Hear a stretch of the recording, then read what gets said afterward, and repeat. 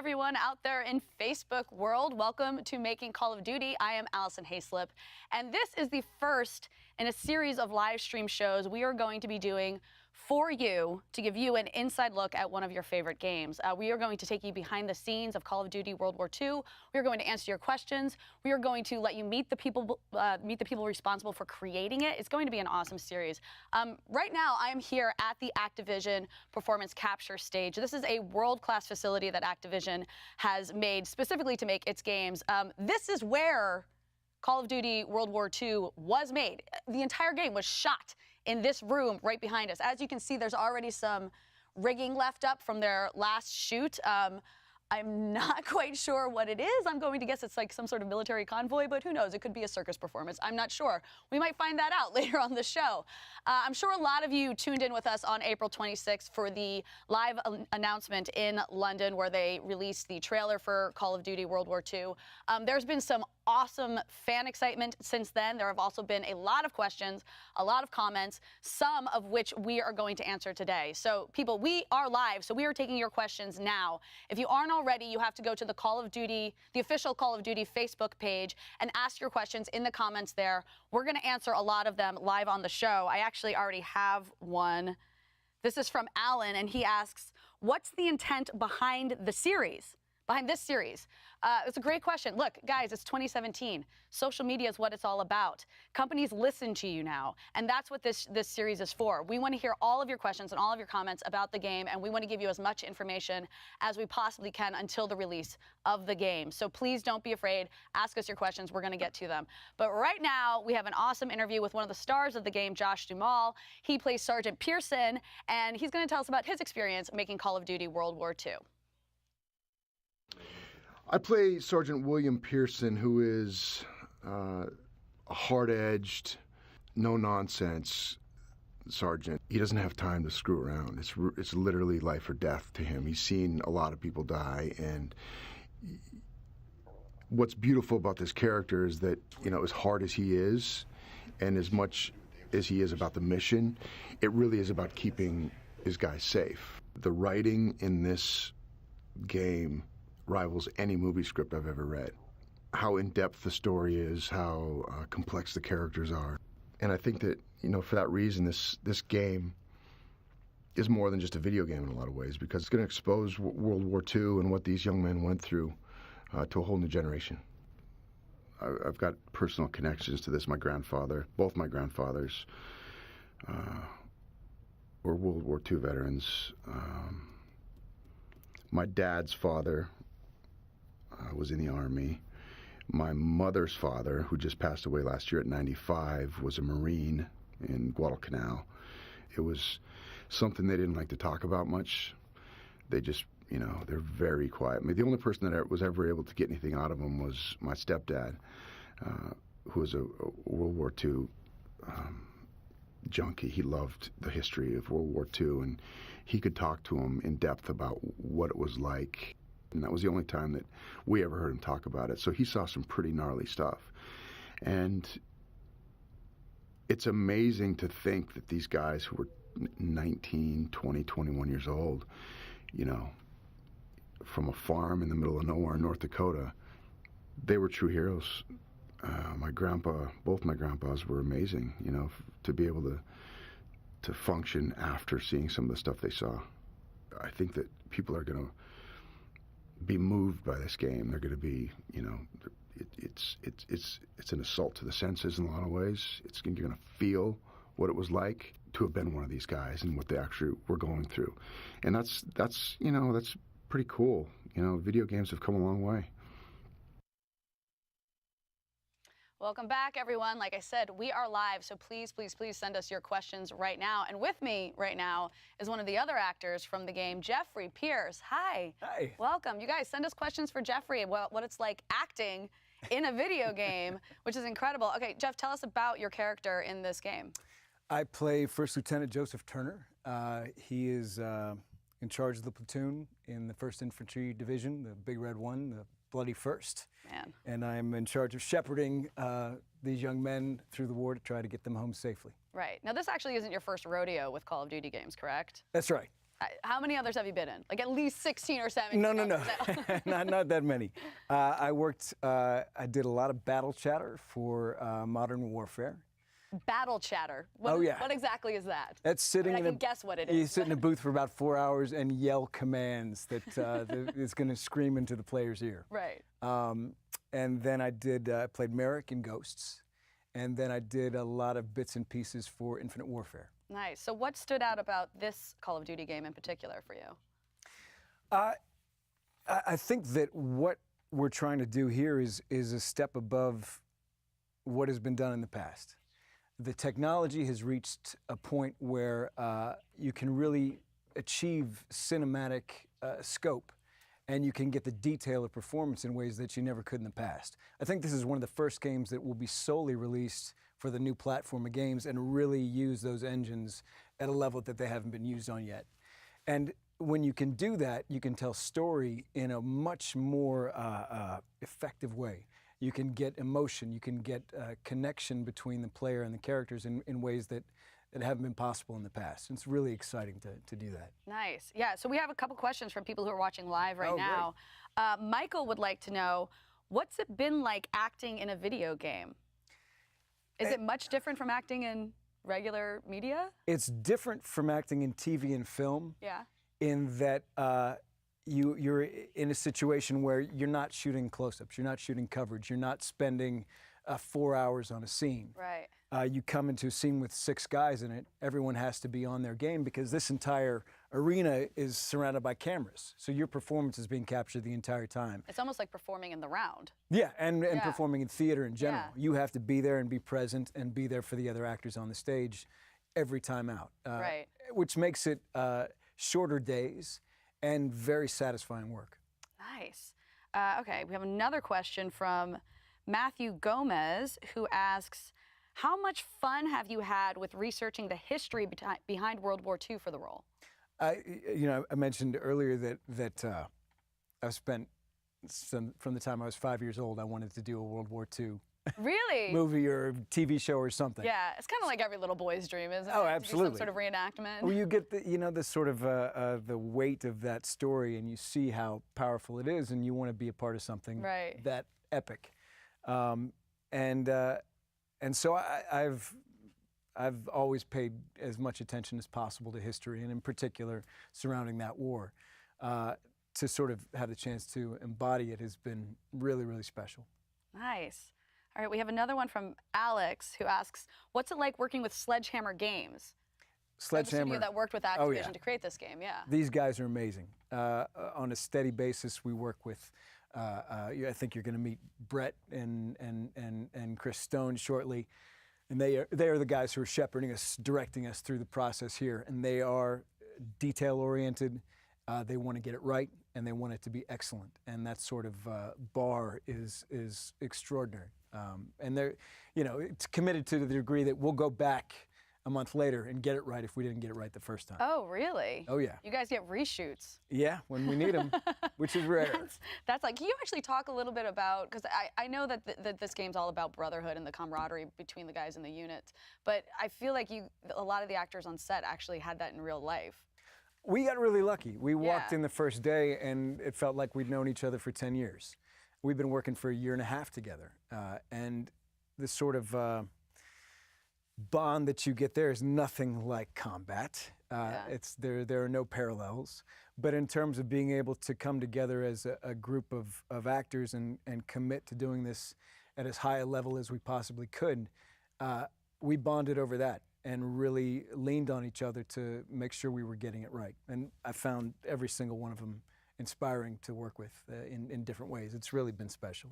Nice. All right, we have another question from our live audience right now. Shanti Holmes asks, how does it make you feel while playing the game to hear your own voice giving those orders? Oh, I guess not this game in particular, but in your previous Call of Duties. In the previous, Do you play them? Yes, I do play. You do? We watched the trailer, the sort of first iteration of the trailer, probably 4 months ago, and then it finished, and I said, my nephews are going to think I'm the coolest uncle in the entire world. You get a lot of cred. Yeah, it's fun. I mean, and I don't see them as much as I would like to. So in terms of connecting with them by being that voice on the multiplayer or the player in the game, it's great. Do you have a moment of going like, I sound really badass? I'm proud of the work I've done on my voice. It has paid off. Nice. All right, we have one more question from our live audience. Stephen Moskos asks, did the big balls on that uniform get in the way sometimes? Big balls on whose uniform? I don't know, maybe the mocap? Like the things that look like ping pong balls? I think that's what he means. I would imagine. That ever get in the way? No, once you're in the thing is everybody on the stage is wearing that.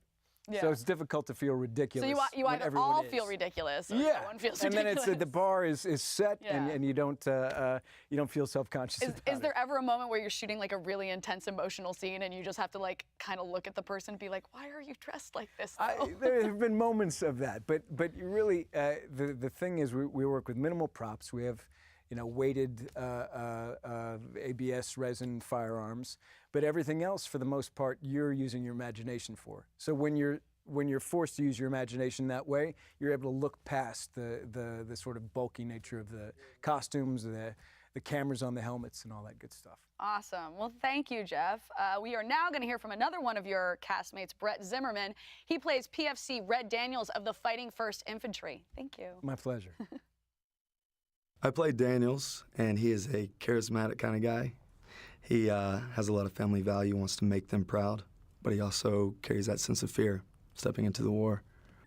This game is all about the respect towards those troops. The generations that had to experience this, it's one of the most epic wars of all time. There's a lot of, I think, our generation that isn't aware of that. I will say this, capturing emotional intensity on a PCAP stage is very different, especially when you have the head cam on. Because if I have to walk up and approach you in a scene, deliver emotional range, I have to walk up and be able to give you all that feeling, but you also have these head cams on. You're imagining the world around you. If we're on water, then we have to picture those waves crashing, splashing us in the face. If we're hitting the beach, running up and diving into a bunker and that sand coming up in our face. There's so much imagination to what we have to deliver ourselves, but they give us a nice frame of mind within reference to the stage and what we can work with. Lucky for us, it was so well written in the cast, we fell into this brotherhood and bond together to where when we're in scenes, it becomes pretty real, we can kind of visually see the stages that are built out, the levels, bring some real perspective on the scene that we're in. I knew this was going to be a great game since day one, truly. It's a story that's bigger than all of us. It's a story that's an epic, retelling of one of the most, I don't want to say gritty wars of all time, but certainly one of the worst, to remember. But it's important that we do remember that and respect that war. My first day here, working with the creative team, they showed me just a teasing bit of footage. And I asked them when they were done playing that 2-minute snippet, cut the lights off and let me watch another 2 hours, because to me it was a blockbuster cinematic feature. If you could see this game unfold all in one showing, it would captivate anyone. It would grab you and make you want to watch more and make you understand what was endured through this time. We are back, we are live, and we want your questions. Right now, I want your questions about what to do when you are doing performance capture, because we are talking to Evan Button right now. Hi, Allison. This is your job. Yes, this is my job. I feel very fortunate. Yeah. I know. Tell us about what you do. So I'm the producer here. Normally, I'm running around like a chicken with his head cut off. But my job primarily is to coordinate with our development teams and to make sure that our talented work of mocap technicians have everything they need to get the job done. That's what's happening right here, right now with these guys, yes, huh? they're actually working on some data from Sledgehammer Games, actually. Oh, really? This is Call of Duty World War II that's Yes. being worked on behind us. Yes. Spoiler alert, you guys. It's literally being made. So what's happening right here? So actually, Andre is retargeting the performance from when you shoot the performance, it comes out in the software package that we use to capture the data. And then what happens is Andre actually takes that data and then puts it on the Sledgehammer Games rig and then delivers it to the studio so that they can do their magic. Got it. So this was actually an actor. Yes. At some point, and Yes. he's now getting like guns on it and stuff Exactly, like that. exactly. Oh man, look Yes. at all of this. All right, so can you tell us about the actual stage? Like, what's the Yeah, tech that's going on back So here? what makes it a performance capture stage is, first of all, we have sound abatement, right? So we have an NC21 sound rating, which is the same you would get on a movie set. Wow. We also have ample lighting, and that lighting enables us to capture HMC footage. Without that, you can't capture the face. And then the last thing we have is just the camera system to capture the body. So Nice. that's the full performance capture. Nice. Okay, so we have a couple questions. We have a lot of questions for you, actually. Hope you're ready for this. Go easy, From go our easy. live audience, Reginald asks, is all the animation in Call of Duty made by motion capture animation? Not all of it. The majority of it is. Yeah. What we do is we give Sledgehammer Games, we give them a good starting point, a good foundation. So we're not replacing artists, we're not replacing animators. What we're doing is Everyone still has their job. Yes, we're giving them a great jump-off point so that they can actually use their artistic ability to bring those characters to life in the game. Nice. Okay, we have another. James asks, how many actors can you have on the stage at the same time? That's a good question, because everyone, you have to collect data from so many points. Yes, yeah. So we've captured up to 12, and Wow. it's pretty difficult on the back end, Yeah. you know, but it's definitely possible. Does the computer read it and you have to sometimes be like, wait, is that someone's elbow or someone else's knee? Like, I Yeah, can't. it comes out until it's all cleaned up and processed. It looks like a bunch of spaghetti. Yeah. How about the face cams? That you can do 12 of those as well? For Sledgehammer's game, we've only captured, I believe, 6 at a time, but we've outfitted 8 of the actors with them. So normally their scenes are about 6. Nice. Okay. William Honeycutt, that's an amazing last name. He asks, what's the hardest thing about motion capturing? Hardest thing about motion capture is you have to be able to pivot fast, right? I mean, you have so many technical pieces that are moving at the same time, and any of those can fail at any time. So, you know, if you're in the middle of a shoot, you can't stop. You got to keep going. So this team is pretty good at pivoting really fast and getting those systems back online so we can continue the capture. Man. But it's the unexpected issues that arrive are probably the most challenging. It feels like your jobs are actually a video game themselves. Essentially, yeah. And I wouldn't want to go home and play it, you know. No? Here, Tatiane, I hope I'm saying your name right, asks, what was your favorite part of the project? My favorite part of the project is actually watching this cast gel and then perform on the stage. That's probably the most rewarding thing, is actually seeing the scenes come together and see the performance happen. Yeah. You know, that's probably the most enjoyable part of the job. Sounds like you guys kind of hit the jackpot with this cast. Yes, yeah, Yeah. they're a really good cast. That's awesome. Okay, Gabriel asks, how long did it take to do all the motion capture for World War II? Well, we've been shooting since 2015, actually. I think that was our like first, yeah. So long ago. I think it was our first shoot was 2015. So it's Wow. been a long process. Which that's kind of insane, because even the biggest blockbuster movies maybe actually are only shooting for like 8 or 9 months. Right. You know? Right. So there's a lot of post, but shooting is done pretty quickly. Right. Yeah, but there's also other things that have to come online with the game, right? And fortunately, Yeah. they get a few years to build their game, but there's all types of mechanics that have to come online, and those take time. Yeah. Okay, great. Christopher asks, how many takes do you have to get the scene just right? As many as it takes. Huh. You know, if there's times that I've witnessed where, you know, Sledgehammer Games wants the scene to do another take, and there's times where the actors are like, I could pull a better performance out of that. Right. So it's however long it takes. Does doing another take entail because like data hadn't been picked up? Or I mean, in an actor's case, it's like, wait a minute, I have something more to give. But for you guys, is it like, no, we missed a certain angle, or we want to grab something else? For us, we're fine, right? Yeah. Because we have 62 cameras out there You're on the not truss. missing We're not anything. missing anything. We're capturing everything. Yeah. How many cameras? There's 62 cameras on the truss out 62 there. cameras. Yeah. And it's a 60-foot by 30-foot volume. No one's getting away with anything out there. No. No. That's awesome. All right, I have another from the audience. Tyler Cole asks, do you turn the temperature way down to shoot the winter scenes? Do you make it? It's already really cold in here. It's already cold in here. You know, a lot of these scenes and a lot of these moves that these actors are doing, sometimes they're pretty intensive. And so we can't have it hot in here at all. Right. Also, some of the technology is pretty finicky. So we try to keep it at it so that nothing overheats. We try to keep it at a nice, cool, you know. So the more accurate question would have been, do you turn the temperature up for the summer scenes? For the summer scenes, no. Which is no, because then the tech doesn't work. Awesome. Well, Evan, thank you so much. I think now we are going to hear from one of your coworkers, Chris Stone. Yes? Awesome. Yeah. Sweet. Everyone, this is Chris Stone, who is the animation director of Call of Duty World War II. This is going to be my 24th game that I am shipping over my career, my third Call of Duty franchise game. For World War II, I've been shooting for 3 years, coming up on 3 years.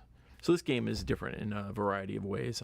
Technology-wise, we're at an amazing place where we're going to get this tremendous emotional performance that's going to come through from the talent into their digital likeness.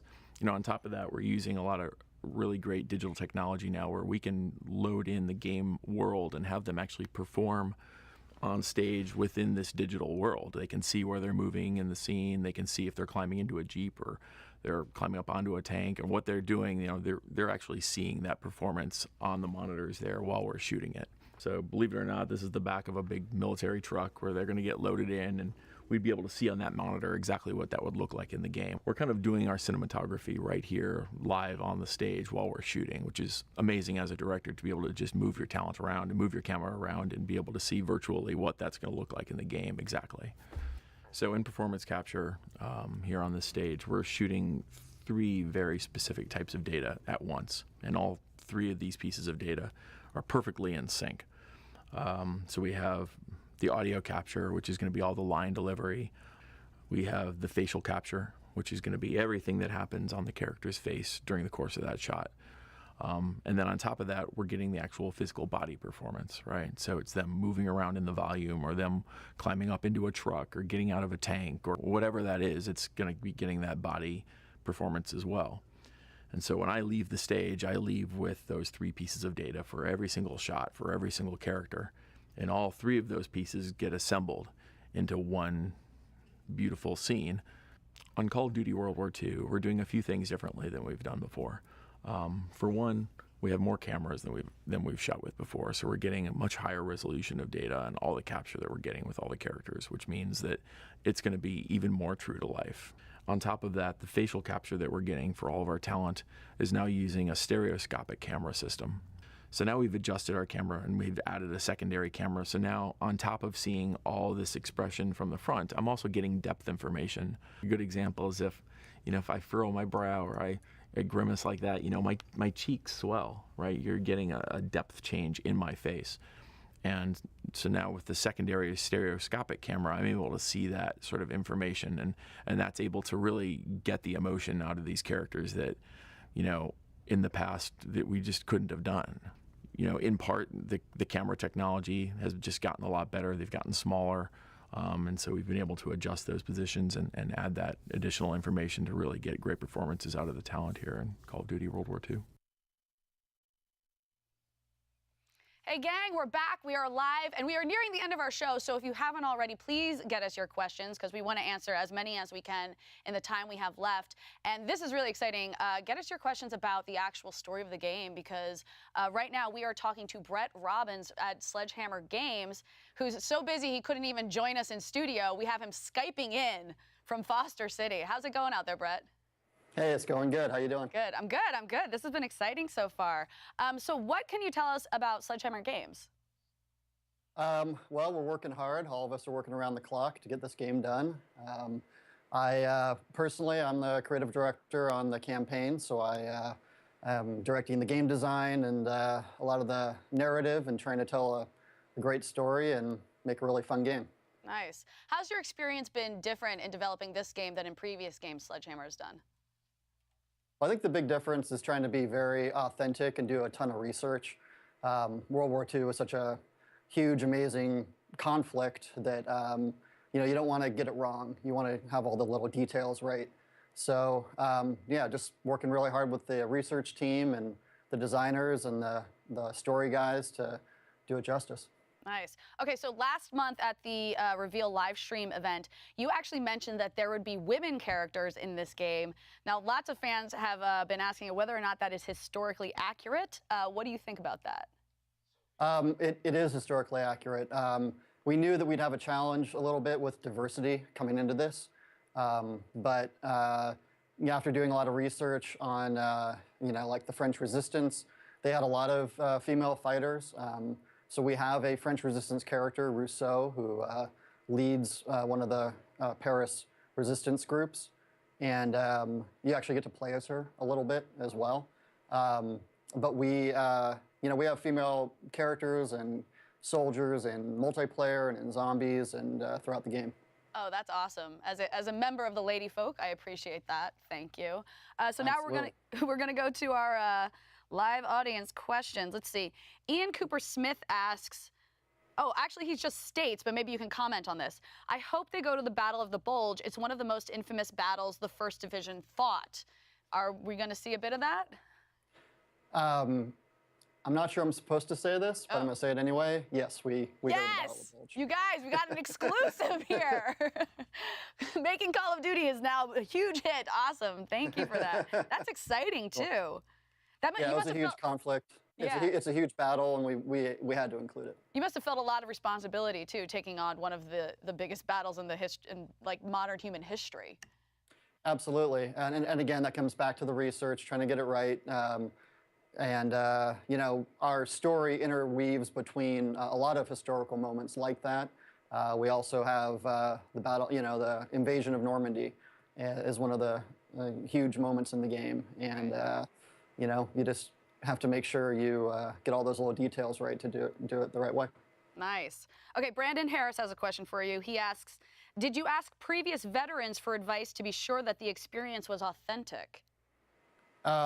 Yeah, we had the good fortune of working with our military historian who works closely with veterans, and so through him we were able to get a lot of insight into their experience and their personal stories. We used some of that in the game and in telling our own story. We felt it was important to honor that. So yeah, it was really important to us, and also just reading as much as we could, interviews, and watching as many films as we could to get that right. Nice. Well, this question is sort of along the same lines. Ted Da Silva asks, do you feel you guys captured the spirit of a true World War II game? I hope so. We have definitely tried to do that. We focus a lot on mood and atmosphere. One of the things that's maybe a little different about this game is this isn't about a super soldier. This isn't about a tier 1 operator. These are 19, 20-year-old guys who are going into combat for the first time. So a lot of our story, and even the way we have soldiers move and act in the game, you want to be authentic to that. So I think it is, I think we did capture a World War II game. This could be relevant, but John Ball asks, what's the hardest part about making this game? I think it's walking that line between authenticity and making a big cinematic blockbuster, which is, of course, what Call of Duty is. So, we had to kind of not go too far in either direction. You don't want to get, lost in the weeds of little details. You don't want to do something that's too over the top and throws people out of the experience. So I think it's really that push and pull of trying to create something very believable, but also very exciting. Okay, we have a couple questions about actual gameplay. Neil Patel asks, will we be able to play as the Axis Force in the story mode? I can't really talk about that directly. But we can't have too many exclusives on this show. That's right. So let's leave that one a mystery. All right. Hopefully we'll find out later on in this series.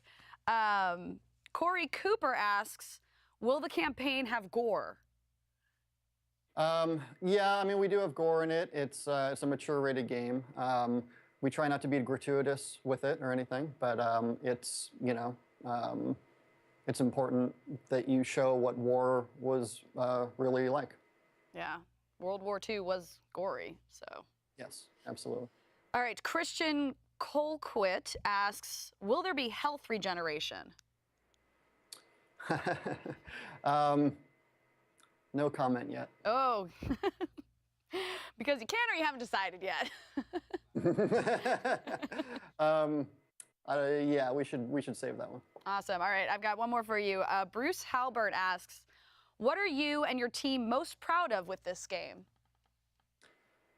I think for me, it was really in the game design and the story. Working with the actors was phenomenal. I was, really honored to work with these guys. They took it very, very seriously. They did an amazing job. So I'm very proud of the story. But I think just the overall experience of going through the campaign, I'm really hoping people enjoy it. I'm hoping maybe they learn a little something about what that conflict was like, which would be great. But I want them to walk away with a great experience, having met these amazing characters and having a blast too. So yeah, I'm just very proud of the whole thing. Wonderful. Well, that sounds like some perfect final thoughts for our fans. Thank you so much, Brett. Hopefully we'll be seeing you more in this series. You guys, that is it. We did it. The first show of Making Call of Duty. Thank you so much for tuning in. Our next episode is going to come out on E3, everyone's favorite convention. I will be there, and there we are going to talk more about multiplayer mode. So what you can expect is you're going to hear from our multiplayer designers, you're going to hear about the multiplayer innovations in the game, and we're also going to talk a little bit about the social features as well. But you guys, speaking of being social, what do you want to hear and see about at E3? Send Call of Duty on the Facebook page your comments, your questions, whatever you want to send them. We are tailoring this show to you, so please tell us what you want to see. And just keep watching the Call of Duty Facebook page for more intel. I'm Allison Hayslip, and thank you for watching Making Call of Duty.